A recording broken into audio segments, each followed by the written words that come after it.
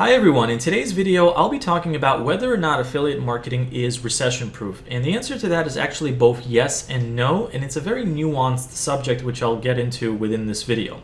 Now before I do that, real quick, I am someone that does affiliate marketing full-time. If you're new to my channel, here are some of my stats, and you will notice that there are some ups and downs. Some of it is actually based off recession, a recession period that we're going through right now. So yes, it can affect affiliate marketing, but I'll talk about that more in a moment. I do want to say that if you are someone that's new or struggling in affiliate marketing, that there is a link underneath this video that'll take you to a page that'll help you get started with this business. It's something that has a lot of potential if you have the right guidance, and the resource underneath this video will help you do just that. But getting back to the main subject on recessions and affiliate marketing, of course recessions can affect affiliate marketing because, simply put, people are more careful with their money during a recession. Maybe they lost their jobs and they just can't afford to spend as much as they used to on as many products as they used to, especially on more expensive products. I personally noticed, like here, if you look at some of my long-term stats in this business, I've been doing pretty well when it comes to this, but this year there have been some drops in income, so there is an up and down element to this kind of stuff. Sometimes it's based on the season, sometimes it's based on a holiday going on, so people buy less during holidays or they browse less online.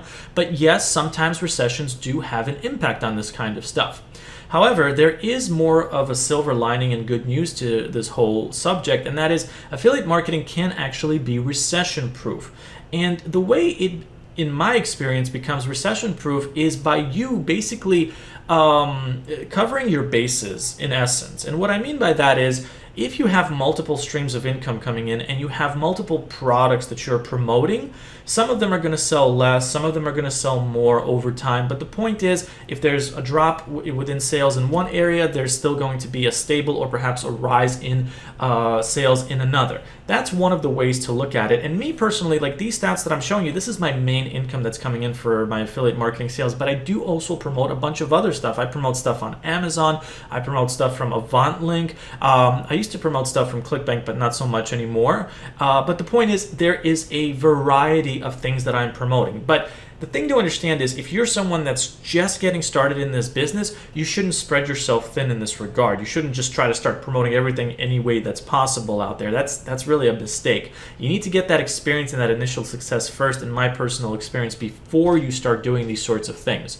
So what I typically recommend that people do is they pick something that they're interested in when it comes to a niche subject. Maybe you love mountain bikes, for example. You should create maybe some sort of YouTube channel on the subject of mountain bikes. Start talking about accessories, start talking about different mountain bikes that are out there, different trails. That kind of content is what you want to put out there. And you can start recommending products based off that. Make that your starting point.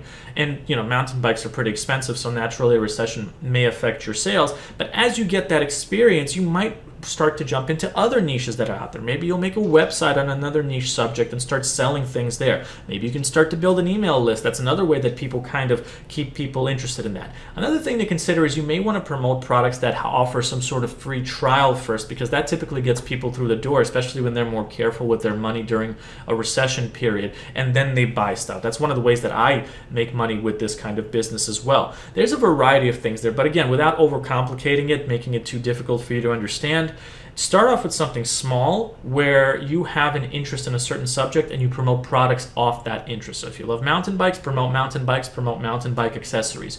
You want to start with something like a YouTube channel, a blog on this subject. Also, there's the option of paid ads if you can afford it, but that does cost money. There are options that are out there. The most beginner-friendly things are blogging and YouTube, Pinterest as well. But that's basically, in essence, where you want to get your foundation. Then you build it up, and then even though there is going to be volatility in this business, at the end of the day, you're going to build a plan B, a plan C, and other things. So where you have drops in sales in one area, you will have an increase in other, and that'll basically equalize your income in the sense that you'll be making more of a stable income regardless of whether there's a recession or not. And that's really been my experience, because ever since I've been in this business, I've gone through maybe 2 or 3 different recession experiences. So I know a great deal about this kind of stuff. So again, to answer your question, if affiliate marketing is recession proof, it can be. That's the real answer. answer, and what it really depends on is the work that you put in.